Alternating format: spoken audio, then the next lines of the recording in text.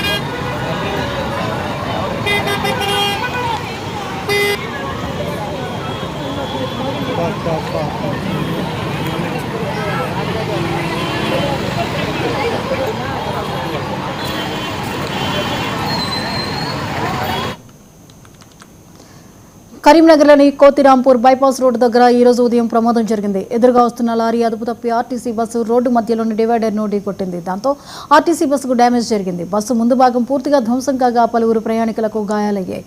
గమనించిన స్థానికులు ప్రయాణికులను సురక్షితంగా కిందకు దించి పోలీసులకు సమాచారం అందించారు. ఘటనా స్థలానికి వచ్చిన పోలీసులు కేసు నమోదు చేశారు. ప్రయాణికులను దగ్గరలోని ప్రభుత్వ ఆసుపత్రికి తరలించారు. ఈ అంశంపై మరిన్ని వివరాలు మా ప్రతినిధి రిషికేష్ అందిస్తారు. రిషికేష్, కరీంనగర్లోని కోతిరాంపూర్ బైపాస్ వద్ద జరిగిన యాక్సిడెంట్కి సంబంధించిన వివరాలు ఏంటి? జ్యోతి, ఈరోజు ఒకవైపు ఆర్టీసీ సమ్మె కొనసాగుతున్నటువంటి నేపథ్యంలో ప్రభుత్వం ప్రత్యామ్నాయ చర్యల కింద ప్రైవేటు వాహనాలను పంపిస్తున్నటువంటి పరిస్థితి నేపథ్యంలో ప్రయాణికులకు ఎవరికి ఇబ్బంది కలగకుండా ప్రైవేట్ వాహనాలను అద్దెకు తీసుకొని అద్దె విషయంలో కూడా వాహనాలు నడిపిస్తున్నటువంటి నేపథ్యంలో ఈ రోజు కరీంనగర్కు వస్తున్నటువంటి ఆర్టీసీ బస్సు అదుపు తప్పి డివైడర్ ను ఢీకొట్టినటువంటి పరిస్థితి. మరోవైపు ఎదురుగా వస్తున్న లారీ ఢీకొట్టడంతో పూర్తిగా ముందు భాగం దెబ్బతింది. అద్దాలన్నీ ధ్వంసమైనటువంటి నేపథ్యంలో పలువురు తీవ్ర గాయాలయ్యాయి. అయితే ప్రాణాపాయం మాత్రం తప్పిందని చెప్పొచ్చు. అయితే స్థానికులు గమనించిన వెంటనే పోలీసులకు సమాచారం అందించిన నేపథ్యంలో అక్కడ ఉన్నటువంటి స్థానికులు కూడా బస్సులో ప్రయాణిస్తున్నటువంటి ప్రయాణికులందరినీ దించి సురక్షిత ప్రాంతాన్ని తరలించారు. అదేవిధంగా ఆసుపత్రికి కూడా తీసుకెళ్లినటువంటి పరిస్థితి. ఒకవైపు సమ్మె కొనసాగుతున్నటువంటి నేపథ్యంలో 32 డిమాండ్లతో ఆర్టీసీ సమ్మెకు ఇప్పటికే జేఏసీ పిలుపునిచ్చినటువంటి నేపథ్యంలో వారెవరు కూడా దిగి రావడం లేదు. మరోవైపు ప్రత్యామ్నాయ మార్గాల కింద ప్రయాణికులకు కావచ్చు, ప్రజలకు ఇబ్బంది కలగకుండా ప్రైవేట్ వాహనాలను నడుపుతున్నారు. అయితే నాణ్యత కావచ్చు, శిక్షణ లేనటువంటి డ్రైవర్లు నడపడం వల్లనే ఈ ప్రమాదం చోటు చేసుకుందని పలువురు ఆగ్రహం వ్యక్తం చేస్తున్నారు. అయితే ఈ ఆర్టీసీ సమ్మె వీలైన తొందరగా ముగించేయాలని, ఆ దిశగా ప్రభుత్వం చర్యలు తీసుకోవాలనేటువంటిది ప్రజలను వస్తున్నటువంటి డిమాండ్. అయితే ఈ నేపథ్యంలో ఈ ఆర్టీసీ సమ్మె కారణంగానే ఈ ప్రమాదం చోటు చేసుకుందని చెప్పొచ్చు. డ్రైవర్ యొక్క నిర్లక్ష్యం కారణంగానే, ప్రైవేట్ వాహనాలు నడిపేటువంటి ఒక ప్రైవేట్ డ్రైవర్ కారణంగానే ఈ ప్రమాదం జరిగినట్టుగా తెలుస్తోంది. అయితే ప్రాణాపాయం మాత్రం తప్పింది జ్యోతి.